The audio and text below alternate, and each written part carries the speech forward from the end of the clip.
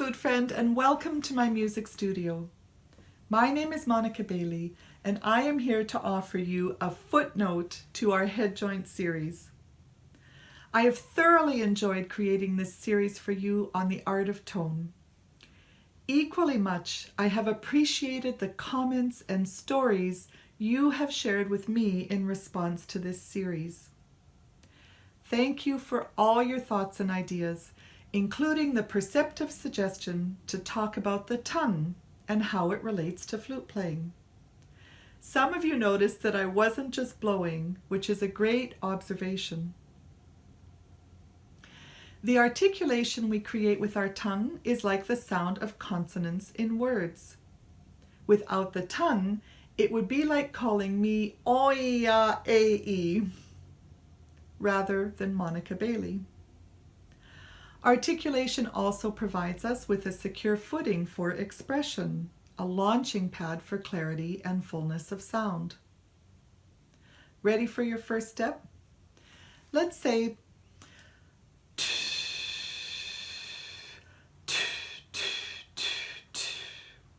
with our lips together and a little bit forward.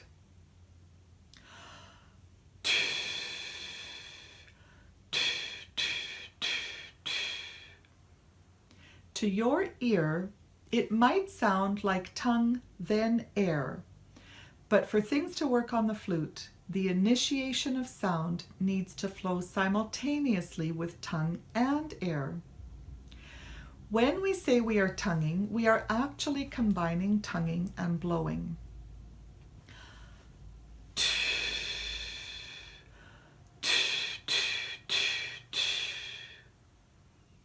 Ready for the head joint now?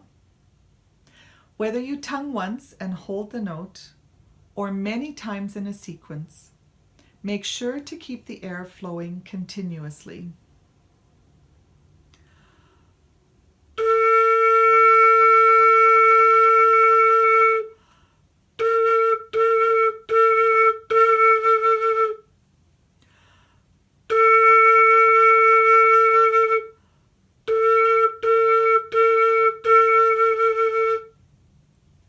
Did you listen for the tongue and blow combination? Are you hearing one syllable as in the word to, or do you hear your tongue go t and then the oo follows after a slight delay? If it sounds like two separate events, try thinking of your air like water bursting out of a hose. And your tongue is like the spigot that spurts the water in staggered directions, like a sprinkler across the lawn.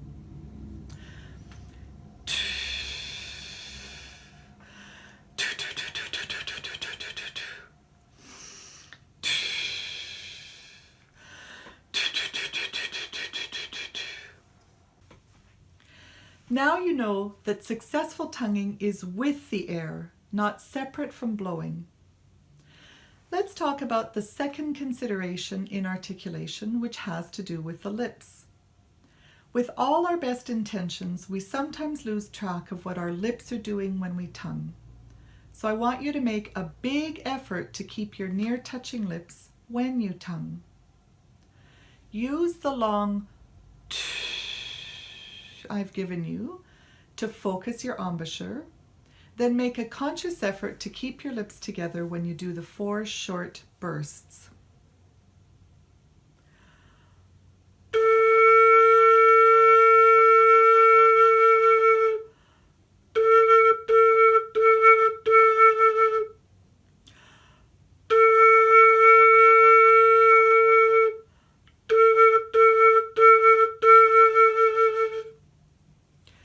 If you hear your tone getting breathy on the 4 short bursts, use the long to re-establish a clear tone, then tongue 4 times with your best embouchure. As you get more and more comfortable with tonguing, you will also want to experiment with a softer do sound.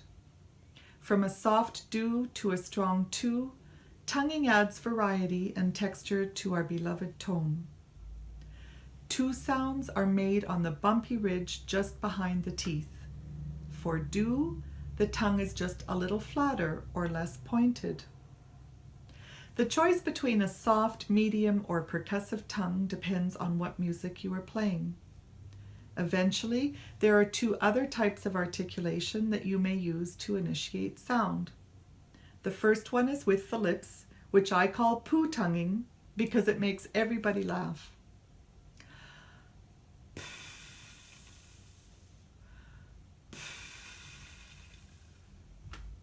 The second is without the lips or tongue, which I call hoo tonguing, because the word who resembles the little kick from the tummy that we need to get the air going.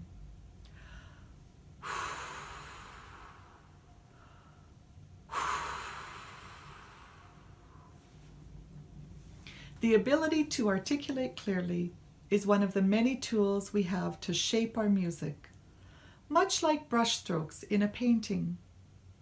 However, a big breath is your first step to success. Whether you practice tu, do, poo, or hoo tonguing, remember that air comes before embouchure and articulation.